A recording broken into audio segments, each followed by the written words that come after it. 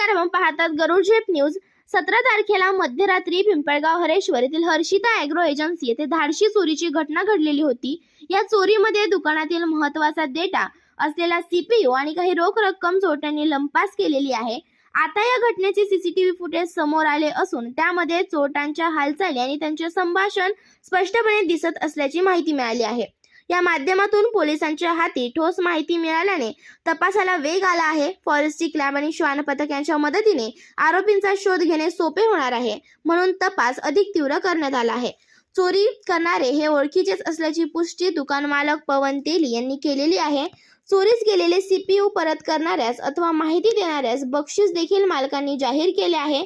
CCTV फुटेजच्या आणि विशेष तपास एजन्सीच्या मदतीने पोलिसांकडून पुढील कारवाई सुरू असून लवकरच या प्रकरणात मोठी प्रगती होईल आणि आरोपी जेरबंदी होतील, असे तपास अधिकारी PSI विठ्ठल पवार यांनी सांगितले।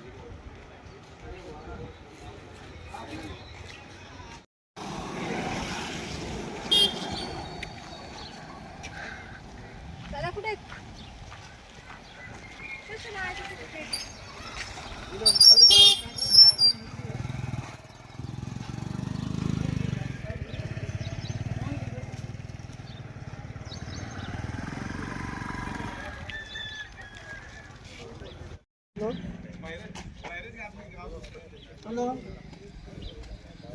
गावच्या कशी संतोष पाहिजे 25